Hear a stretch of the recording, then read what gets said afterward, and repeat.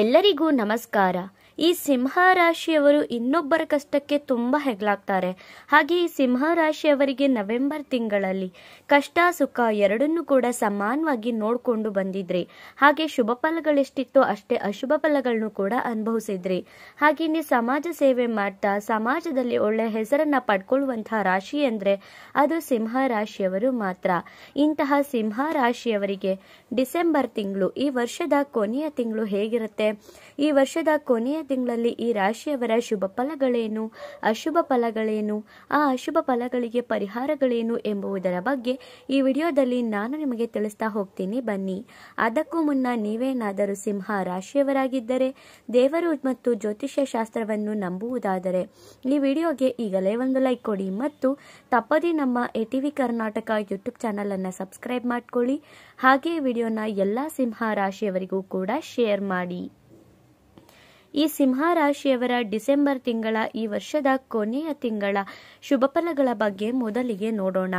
ಈ ರಾಶಿಯವರಿಗೆ ಈ ತಿಂಗಳು 90% ಚೆನ್ನಾಗಿರುತ್ತೆ ಅಂತ ಹೇಳಿದ್ರೆ ತಪ್ಪಾಗಲ್ಲ.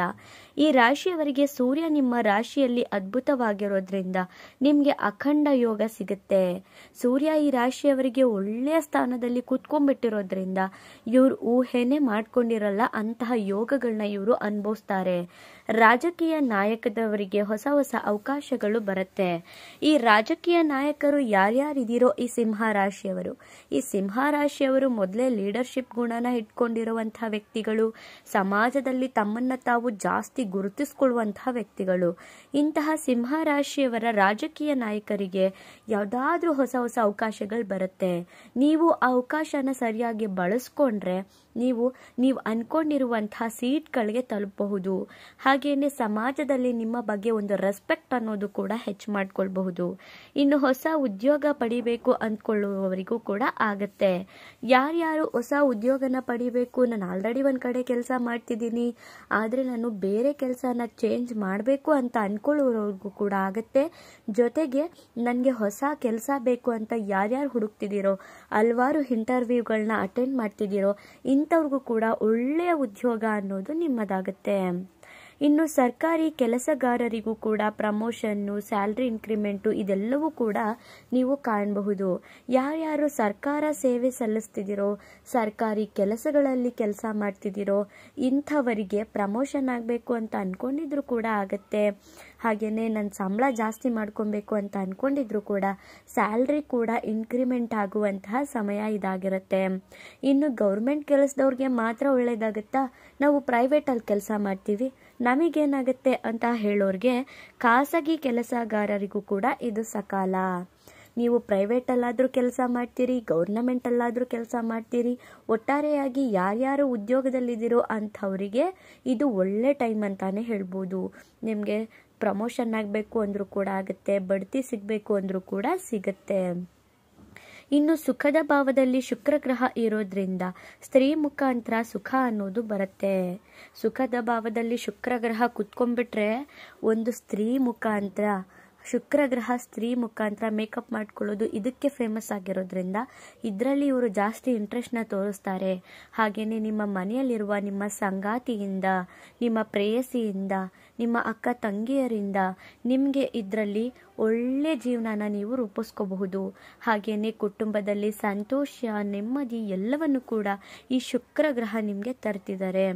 ಪ್ರೀತಿ ಪ್ರೇಮ ವಿಚಾರದಲ್ಲಿ ಹೊಸ ಅವಕಾಶಗಳು ಬರುತ್ತೆ. ಯಾರ್ಯಾರು ಪ್ರೀತಿ ಪ್ರೇಮ ಮಾಡ್ತಿದ್ದೀರೋ ನಿಮ್ಮ ಪ್ರೇಯಸಿಯಿಂದ ನಿಮಗೆ ಗಿಫ್ಟ್ ಬರಬಹುದು. ಹಾಗೇನೆ ನಿಮ್ಮ ಸಂಗಾತಿ ನಿಮಗೆ ಉಡುಗೊರೆ ಕೊಡಬಹುದು. ಹಾಗೆ ನಿಮ್ಮ ಪ್ರೀತಿ ಪ್ರೇಮನ ಮನೆಯಲ್ಲಿ ನೀವು ತಿಳಿಸೋಕೆ ಪ್ರಯತ್ನ ಪಡಿ. ಆಗ ಖಂಡಿತವಾಗಿಯೂ ಕೂಡ ಪ್ರೀತಿ ಪ್ರೇಮ ವಿಚಾರದಲ್ಲಿ ನಿಮಗೆ ಸಕ್ಸಸ್ ಅನ್ನೋದು ಸಿಗುತ್ತೆ. ಮನೆಯವರ ಒಪ್ಪಿಗೆನೂ ಕೂಡ ನೀವು ಪಡ್ಕೊಳ್ಬಹುದು. ಇನ್ನು ಬುಧ ಕೂಡ ಸುಖದ ಭಾವದಲ್ಲೇ ಇರೋದ್ರಿಂದ ಬುದ್ಧಿ ಉಪಯೋಗಿಸಿ ನೀವು ಯಾವ ಕೆಲಸ ಮಾಡಿದ್ರೂ ಕೂಡ ಜಯ ಸಿಕ್ಕೇ ಸಿಗುತ್ತೆ. ಬುಧ ಗ್ರಹ ಫಸ್ಟೇ ಬುದ್ಧಿವಂತಿಕೆಗೆ ಎಕ್ಸ್ಪರ್ಟ್ ಗ್ರಹ ಆಗಿರೋದ್ರಿಂದ ನೀವೇನಾದ್ರೂ ನಿಮ್ಮ ನಾಲೆಡ್ಜ್, ಸ್ವಂತ ಬುದ್ಧಿ ಉಪಯೋಗಿಸ್ಕೊಂಡೇನಾದ್ರೂ ಕೆಲಸನ ಮಾಡಿದ್ರೆ ಖಂಡಿತವಾಗಿಯೂ ಕೂಡ ಸಕ್ಸಸ್ನ ಕಾಣ್ತೀರಾ. ಖಂಡಿತವಾಗಿಯೂ ಕೂಡ ಆ ಕೆಲಸಗಳಲ್ಲಿ ನಿಮಗೆ ಲಾಭ ಅನ್ನೋದು ಸಿಗುತ್ತೆ. ಇನ್ನು ಈ ರಾಶಿಯವರಿಗೆ ಭೂಮಿ ವಿಚಾರದಲ್ಲಿ ಲಾಭ ಬರುತ್ತೆ. ಯಾರ್ಯಾರು ರಿಯಲ್ ಎಸ್ಟೇಟ್ ಕೆಲಸ ಮಾಡ್ತಿದ್ದೀರೋ ಅಥವಾ ರಿಯಲ್ ಎಸ್ಟೇಟಲ್ಲಿ ತಮ್ಮನ್ನು ತಾವು ತೊಡಗಿಸ್ಕೊಂಡಿದ್ದೀರೋ, ಭೂಮಿ ಮಾರೋದು ಕೊಂಡೋದು ಅಥವಾ ನೀವೇನಾದ್ರೂ ಮನೆ ಕಟ್ಟಿಸಿ ಮಾರೋದು, ಇರುವಂಥ ಮನೆಗಳನ್ನ ಸೇಲ್ ಮಾಡಿಸೋದು, ಈ ಥರ ಭೂಮಿಗೆ ಸಂಬಂಧಪಟ್ಟಂತಹ ಯಾವುದೇ ಕೆಲಸ ಮಾಡ್ತಿರಲಿ ಅಂಥವರಿಗೆ ಯಶಸ್ಸು ಮತ್ತು ಲಾಭ ಇದ್ದೇ ಇರುತ್ತೆ. ಇನ್ನು ಧನಕಾರಕನಾಗಿ ಗುರುಗ್ರಹ ಈ ಸಿಂಹ ರಾಶಿಯವರಲ್ಲಿ ಇರೋದ್ರಿಂದ ಹಣಕಾಸಿಗೆ ಯಾವುದೇ ರೀತಿಯಾದಂತಹ ತೊಂದರೆ ಬರಲ್ಲ. ಧನಕಾರಕನಾಗೆ ಈ ಗುರುಗ್ರಹ ನಿಮ್ಮ ರಾಶಿಯಲ್ಲಿ ಕೂತ್ಕೊಂಡಿರೋದ್ರಿಂದ, ಗುರುವಿನ ಬಲ ನೇರವಾಗಿ ನಿಮ್ಮ ಮೇಲೆ ಬೀಳ್ತಿರೋದ್ರಿಂದ ಹಣಕಾಸಿಗೆ ಈ ತಿಂಗಳಲ್ಲಿ ಯಾವುದೇ ರೀತಿಯಾದಂತಹ ತೊಂದರೆ ಬರಲ್ಲ. ಟೆನ್ಷನ್ಸ್ ಕೂಡ ಇರೋದಿಲ್ಲ. ಹಣಕಾಸಿನಲ್ಲಿ ನೀವು ಸಾಕಷ್ಟು ಲಾಭನ ಕಾಣ್ತೀರಾ. ಇನ್ನು ಬ್ಯಾಂಕಿನಲ್ಲಿ ಲೋನ್ ತಗೋಬೇಕು ಅಂತ ಅಂದ್ಕೊಂಡಿದ್ರೆ, ಯಾರಾದರೂ ನಿಮಗೆ ಹಣನ ಕೊಡಬೇಕು ಆದರೆ ಅವ್ರು ಕೊಡದೇನೆ ಸತಾಯಿಸ್ತಿದ್ರೆ, ನೀವು ಯಾರಿಗಾದರೂ ಸಾಲ ಕೊಟ್ಟಿರ್ತೀರಾ, ಅವರು ನಿಮಗೆ ರಿಟರ್ನ್ ಕೊಡದೇ ಇರೋದು, ಈ ರೀತಿಯಾಗಿ ಯಾವುದಾದ್ರೂ ಹಣ ಸಿಕ್ಕಾಕೊಂಡಿದ್ರೆ ಅಂತಹ ಹಣ ಬಂದು ನಿಮ್ಮ ಕೈ ಸೇರುತ್ತೆ. ಹಣಕಾಸಿಗೆ ಯಾವುದೇ ರೀತಿಯಾದಂತಹ ಕುಂದು ಕೊರತೆ ಈ ತಿಂಗಳಲ್ಲಿ ಬರದೇ ಇರೋದ್ರಿಂದ ನಿಮಗೆ ಬರಬೇಕಾಗಿರುವಂತಹ ಎಲ್ಲ ಹಣ ಕೂಡ ಬರುತ್ತೆ. ಇನ್ನು ವಾಹನ ಖರೀದಿ ಯೋಗ ಕೂಡ ಈ ರಾಶಿಯವರಲ್ಲಿ ಇದೆ. ನೀವೇನಾದರೂ ತುಂಬ ದಿನಗಳಿಂದ ನಾನು ಒಂದು ವಾಹನನ ತಗೋಬೇಕು ಅಂತ ಅನ್ಕೋತಿದ್ರೆ ಈ ಟೈಮಲ್ಲಿ ನೀವು ವಾಹನನ ಖರೀದಿ ಮಾಡ್ತೀರಾ. ಈ ತಿಂಗಳು ತುಂಬ ಖುಷಿಯಾಗಿರುವಂತಹ, ತುಂಬ ಲವಲವಿಕೆಯಿಂದ ಇರುವಂತಹ ತಿಂಗಳು ಈ ಸಿಂಹ ರಾಶಿಯವರಿಗೆ ಅಂತ ಹೇಳ್ಬೋದು. ಈ ವರ್ಷದ ಕೊನೆಯ ತಿಂಗಳಾಗಿರೋದ್ರಿಂದ ಈ ವರ್ಷನ ನೀವು ಖುಷಿಯಿಂದ ಎಂಡಿಂಗ್ ಮಾಡ್ತೀರಾ. ಇನ್ನು ಈ ರಾಶಿಯವರು ಏನೇನು ಎಚ್ಚರಿಕೆಯನ್ನು ಮಾಡಬೇಕಾಗಿರುತ್ತೆ ಅಂತ ನೋಡೋದಾದರೆ, ಸೂರ್ಯ ಇಷ್ಟೆಲ್ಲ ಲಾಭನೂ ಕೊಟ್ಟರೂ ಸಹ ಟೆನ್ಷನ್ಸ್ನು ಕೂಡ ಕೊಡ್ತಿದ್ದಾರೆ. ನೀವು ಯೋಚನೆ ಮಾಡಿ, ತುಂಬ ಖುಷಿನೂ ಕೂಡ ಸೂರ್ಯಗ್ರಹ ನಿಮಗೆ ಕೊಡ್ತಾರೆ, ಜೊತೆಗೆ ಸ್ವಲ್ಪ ಟೆನ್ಷನ್ಸ್ನು ಕೂಡ ಕೊಡ್ತಿದ್ದಾರೆ. ನೀವು ಟೆನ್ಷನ್ಸ್ನೆಲ್ಲ ಬಿಟ್ಟು ಖುಷಿಯಿಂದ ನಿಮ್ಮ ಜೀವನನ ನೀವೇ ತಗೋಬೇಕಾಗಿರುತ್ತೆ. ಇನ್ನು ಧೈರ್ಯದಿಂದ ಇದ್ರೆ ಮಾತ್ರ ಸುಖದ ಭಾವದಲ್ಲಿ ನೀವು ಸಾಕ್ತೀರಾ.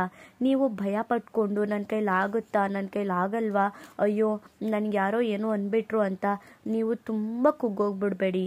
ನೀವು ಧೈರ್ಯದಿಂದ ಇದ್ದರೆ ನಿಮ್ಮ ಜೀವನನೇ ಒಳ್ಳೆ ರೀತಿಯಲ್ಲಿ ಸಾಗುತ್ತೆ. ಇನ್ನು ಕೇತುವಿನಿಂದ ಜಾಗ್ರತೆಯನ್ನು ವಹಿಸಬೇಕಾಗುತ್ತೆ. ತೊಂದರೆ ಕೊಡ್ತಾರೆ. ಕೇತು ಗ್ರಹ ನಿಮಗೆ ಜಾಗ್ರತೆಯನ್ನು ಹೇಳ್ತಿದ್ದಾರೆ, ಹಾಗೆಯೇ ಸ್ವಲ್ಪ ವಿಘ್ನಗಳನ್ನು ಕೂಡ ಕೊಡ್ತಾರೆ.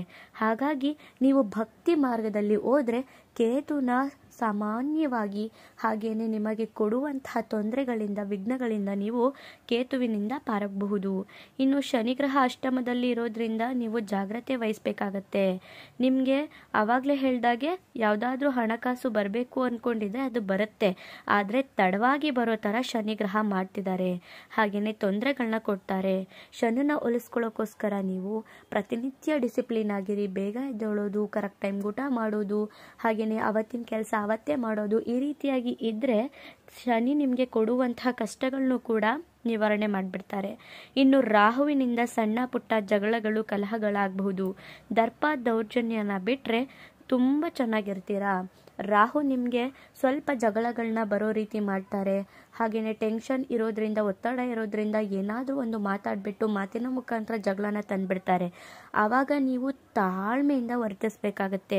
ದರ್ಪ ದೌರ್ಜನ್ಯನ ಯಾವುದೇ ಕಾರಣಕ್ಕೂ ಕೂಡ ಮಾಡಬೇಡಿ. ಇನ್ನು ಧರ್ಮ ಮಾರ್ಗದಲ್ಲಿದ್ದರೆ ಮಾತ್ರ ಒಳಿತಾಗತ್ತೆ. ನೀವು ಧರ್ಮದಿಂದ ನಡೆದ್ರೆ ಮಾತ್ರ ಈ ಸಿಂಹ ರಾಶಿಯವರು ಉದ್ಧಾರ ಆಗ್ತಾರೆ.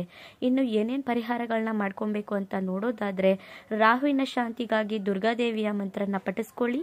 ಶನಿ ಅಷ್ಟಮದಲ್ಲಿರೋದ್ರಿಂದ ಹನುಮಾನ್ ಚಾಲೀಸನ ಪ್ರತಿನಿತ್ಯ ಪಠನೆ ಮಾಡಿ. ಇನ್ನು ಕೇತುವಿಗೋಸ್ಕರ ಗಣಪತಿಯ ಆರಾಧನೆ ಮಾಡಿ.